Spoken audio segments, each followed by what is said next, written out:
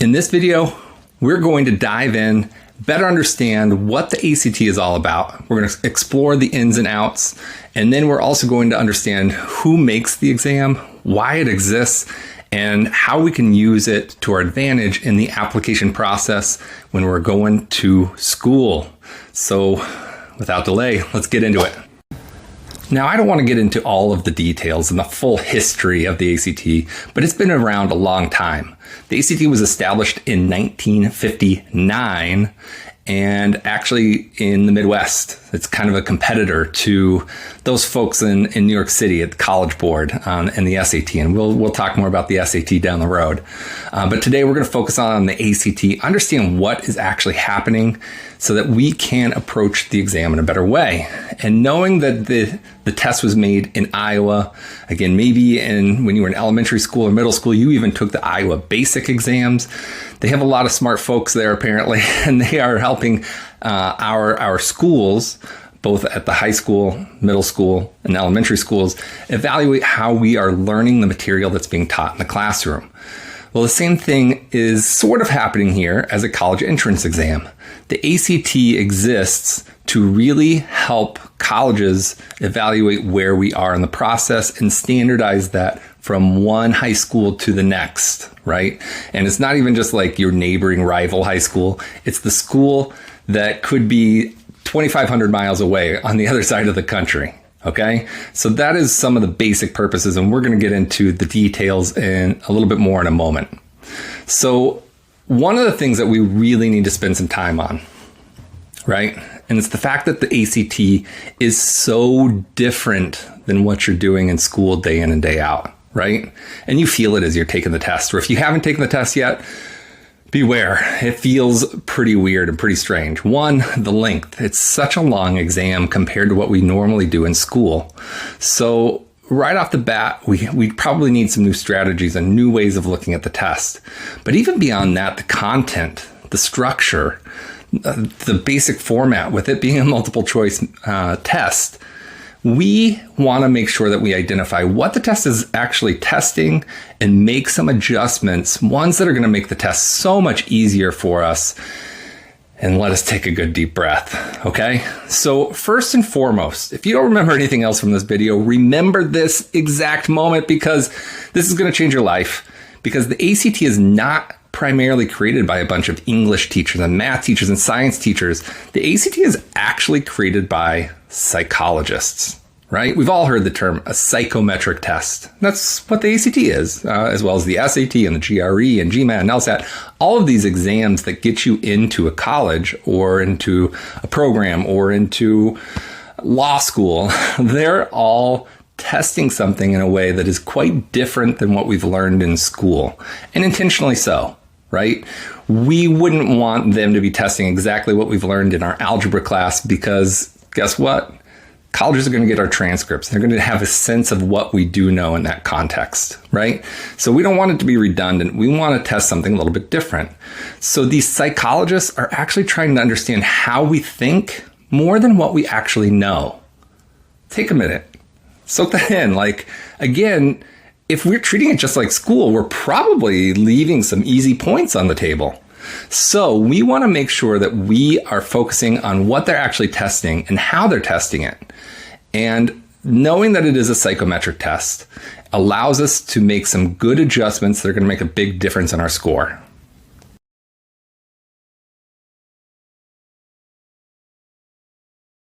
So we're going to get into some of the basics, some of the things that are going to allow us to approach it a little bit differently. But before I get into that, let's talk about like how the ACT is actually used at the college level.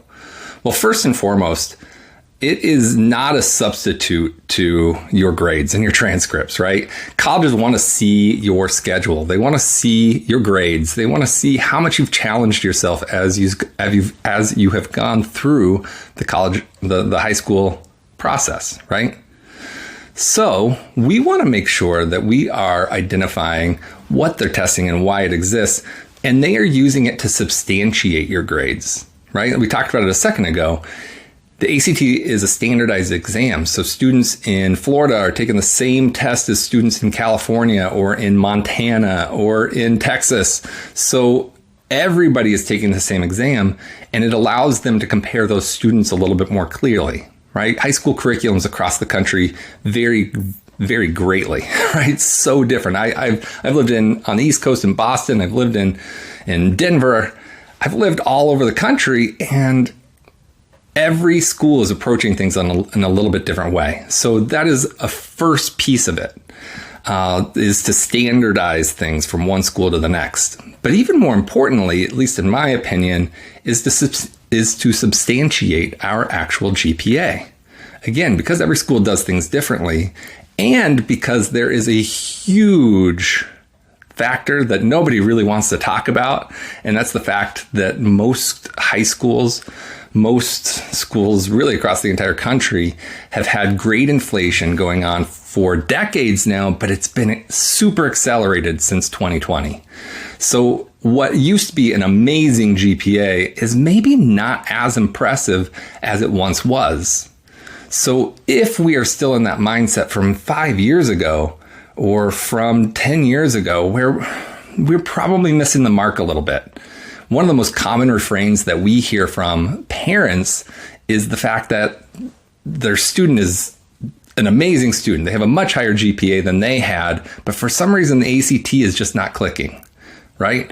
So a couple things, and we'll talk about it, right? But one, it is a psychometric test, so it is a completely different thing. So there is not a very strong correlation, but that correlation has gotten weaker and weaker because of grade inflation.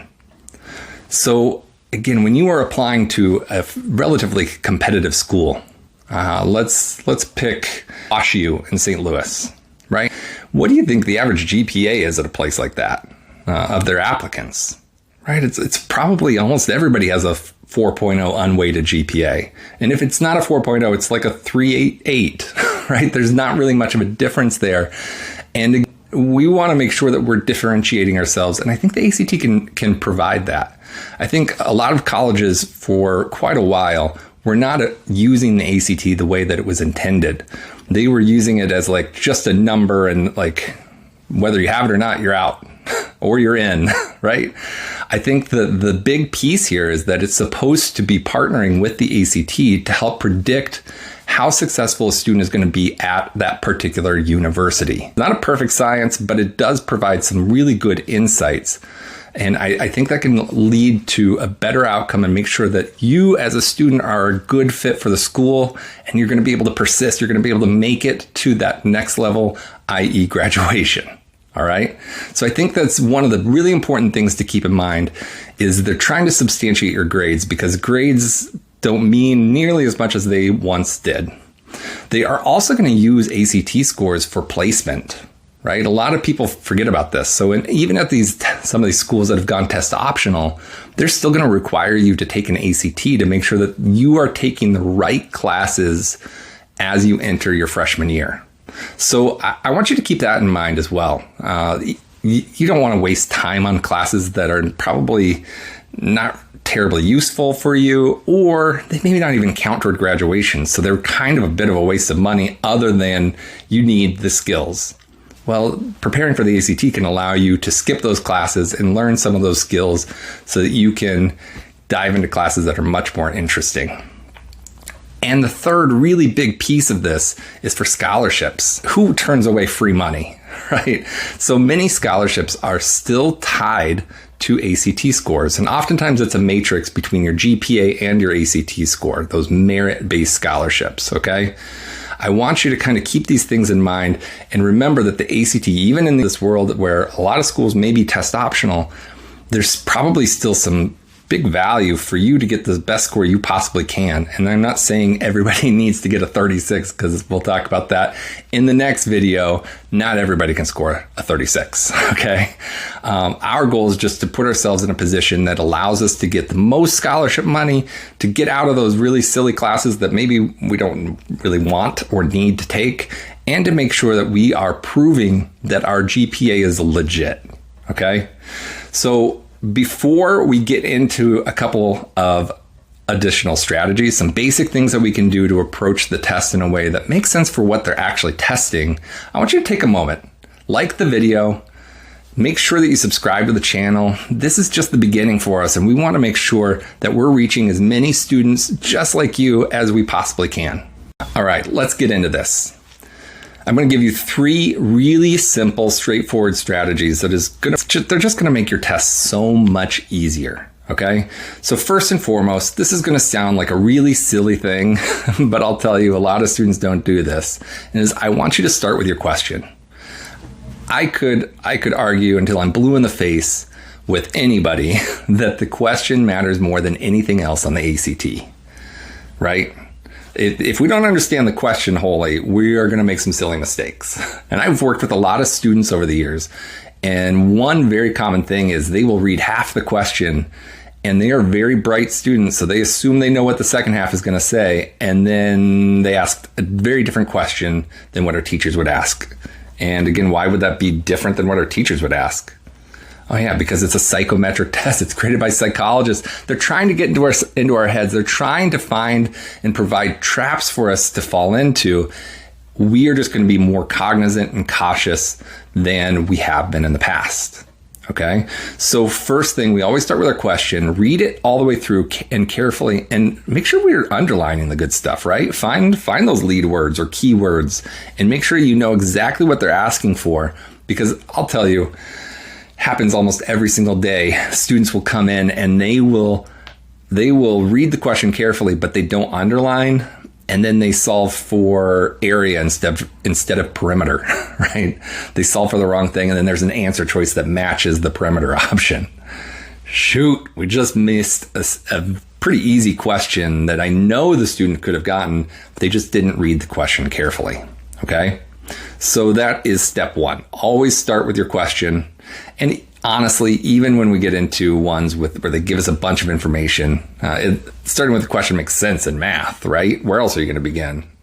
But even in the English reading and science sections, the usefulness of it is very limited. So I want you to really zero in on the question and then let that guide you to where you need to be looking in the passage, okay? There's some bigger strategies around that, but again, start there. The second thing that I want to talk about, and I want to make sure that we are making some good adjustments, is understanding that they are testing some different things. They are testing things in a way that maybe we've never seen before in school.